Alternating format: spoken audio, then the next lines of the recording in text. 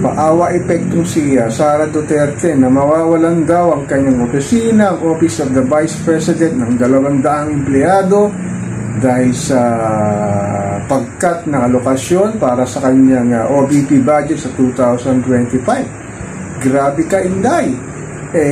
Naawa ba kayo nung ipinasara ng tatay mo na si Digong Duterte ang ABS-CBN na 11,000 na empleyado ang nawalan ng kanilang trabaho? Meron ka bang sinabi rito? Tapos ngayon, nagpapaawa effect ka sa social media, sa mainstream media na mawawalan ng empleyado ang OVP, lalo na yung kinasabi mong 200 na empleyado.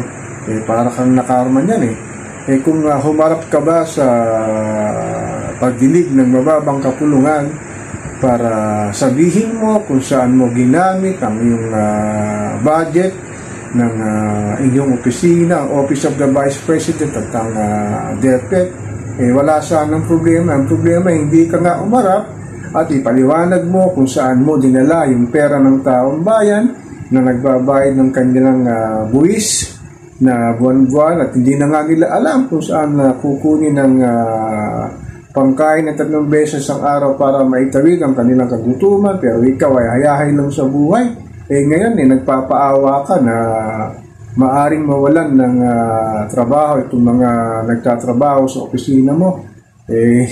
Gano'n naman pala Madali lang yun kung ipinaliwanag mo ng mahusay ang tinatanong sa iyo saan mo dinala ang buwis ng taong bayan, lalong-lalo na si 1% plus. Hindi sana hahantong ito sa pagkat nila na alokasyon mo para sa budget ng 2025. Pero hindi ka nga umarap at nagbigay ka pa ng bogus na resibo sa mababang kapulungan at nabisto nga nila ng ginamit pang pangalan sa acknowledgement receipt ay si Mary Grace Piatos.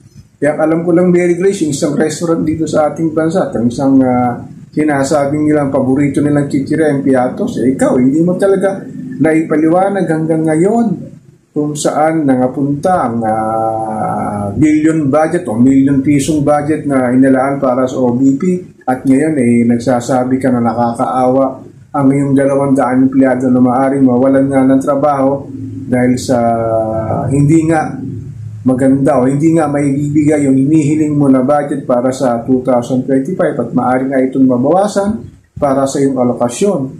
Ikaw ang may kasalanan kung humarap ka nga lang sa mababang kapulungan at ipaliwanag mo ng masinsina at meron ka sigurong ipapakita ng dokumento na saan mo dinala ang pera ng buwis ng taong bayan. Ang dami-dami mo pang mga bodyguard. Sabi nga nila, masyado marami kang excess na bodyguard at yung mga consultant mo rin masyado rin marami na binibigyan mo na 100,000 sweldo buwan-buwan.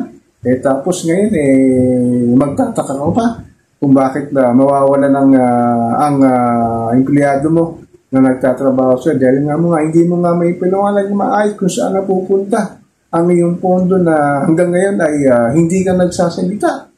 Sana naman na talagang maipaliwanag mo ito na maganda at mahabol pa nga yung hinahanap mo budget na para maibigay sa iyong opisina. So ako po si Papa Ken, patuloy po akong magmimiro na magmamatsyag dito sa pang-araw-araw na buhay at kaganapan dito sa ating mahal na inang bayan.